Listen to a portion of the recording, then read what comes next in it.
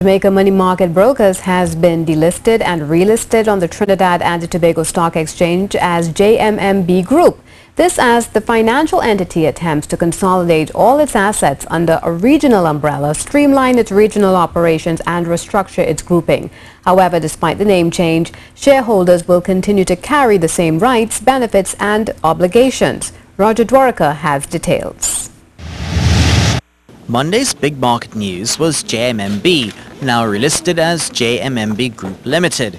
But the debut of this rebranded entity, which technically added Group Limited to its four-letter symbol, making it JMMB GL, didn't move the market makers, who opened at 43 cents, dipped at 41 and closed again at 43, but with a larger traded volume of roughly 112,000 shares.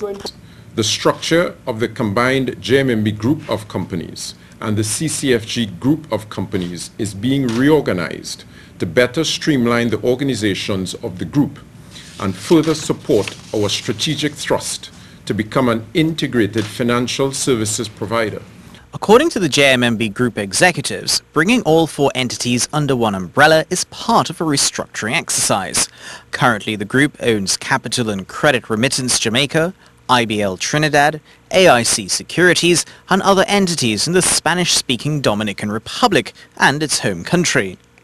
The group's valued at $2 billion, but reaching this point began in 2012 and navigating regulations and controls in three different markets: Barbados, Jamaica and Trinidad and Tobago. The new entity will be cross-listed on the three exchanges, but the name change will have no effect on shareholders, as JMMB Limited ordinary shares will be transferred 1-for-1 for JMMB Group ordinary shares, allowing the shareholders to retain the same volume and value of their shares.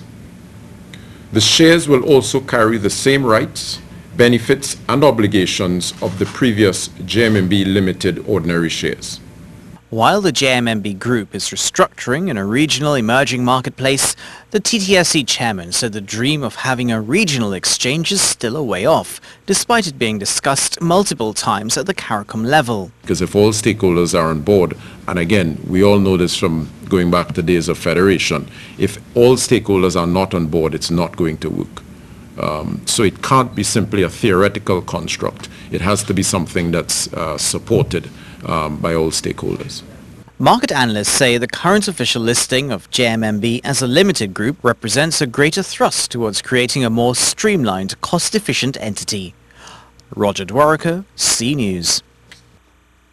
The Trinidad and Tobago Stock Exchange CEO says while market conditions are challenging, the upcoming IPO from Phoenix Park and First Citizens could represent a turning point. Last we heard from Minister Hawaii was that we were looking at perhaps end of May for the Phoenix Park issue, and we certainly hope that that time frame can be met. We are looking at a couple other new listings on the equity side, and we're looking at some additional products. We've had a launch of our of a Euroclear facility, which